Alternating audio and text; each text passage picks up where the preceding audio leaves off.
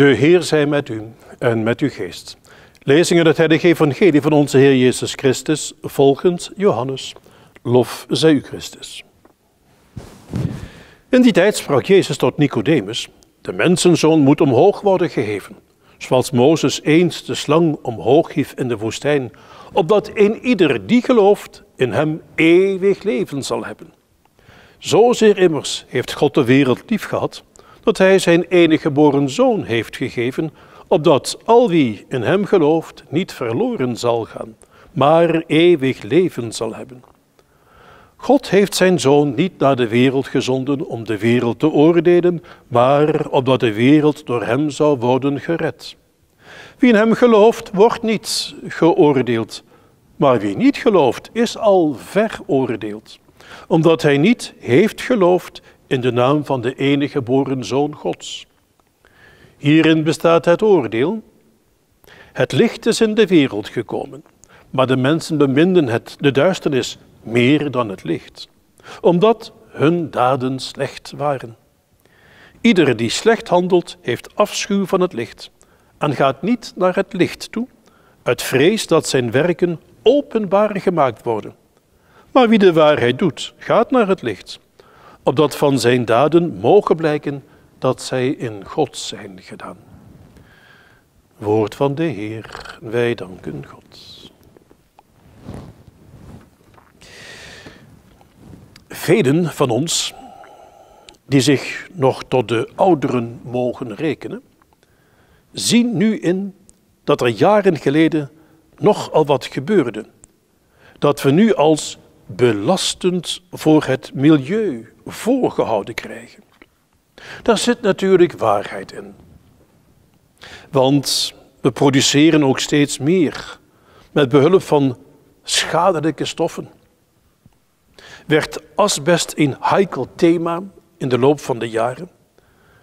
Wanneer dat geruimd moet worden, zien we overal van die mannetjes in witte pakken met maskers op, want het is zo gevaarlijk. En breng je een beetje naar het stort, moet je alles in dubbel plastic inpakken.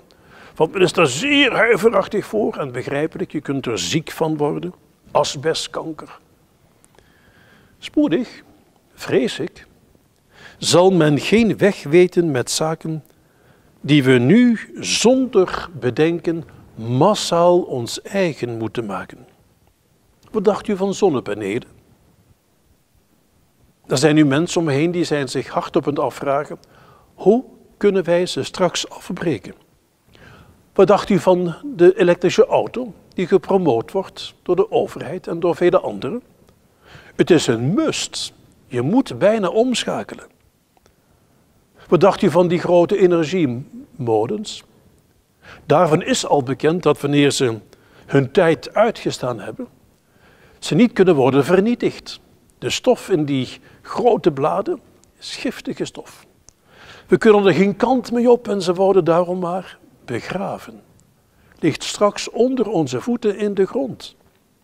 En wat er met de accu's moet gebeuren, we weten het nog allemaal niet.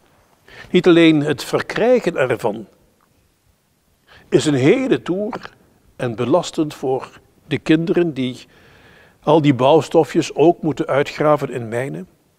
We weten nog geen eens waar we er straks heen moeten. Ook ingraven. Op kilometers diepte. Is dat de oplossing? Een vroegere marinealmoezenier, u weet een priester die bij de marine mocht werken, vertelde dat in volle zee op bepaalde stukken veel troep mocht worden gestort. Zo kon het ook gebeuren dat op zaterdag door de luidspreker bekend werd gemaakt: vanmiddag vanaf 5 uur, wie wil, kan vuil storten bij de pater. Dat was het bericht dat ze altijd kregen als ze op zo'n traject afval mochten storten.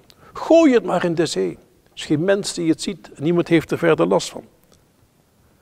Vuil storten bij de pater betekende toen, je kunt gaan biechten als je denkt dat je met vuilheid beladen bent. Je hart of je geest, het moet toch schoon worden gemaakt. Een treffende formulering wat mij betreft. En de pater lachte er nog over. Dat hij dan bedoeld was om te helpen een schoon schip te maken. Leuk toch? Als je daar op zee vaart en mensen kunnen schoon schip maken. Zodat ze ook weer met elkaar in harmonie en vrede kunnen leven. Maar zijn wij allemaal engelen? Die dat allemaal niet meer nodig hebben? Zijn wij al die perfecte mensen? Die niets belastend meer met zich meedragen? Zijn wij een zegen voor de mensen om me heen? Voor mijn huisgenoot? Ben ik het voor diegenen die bij ons op bezoek komen? Ben ik het voor mijn familieleden? Ben ik het voor mensen die mij komen verzorgen en die mij komen helpen?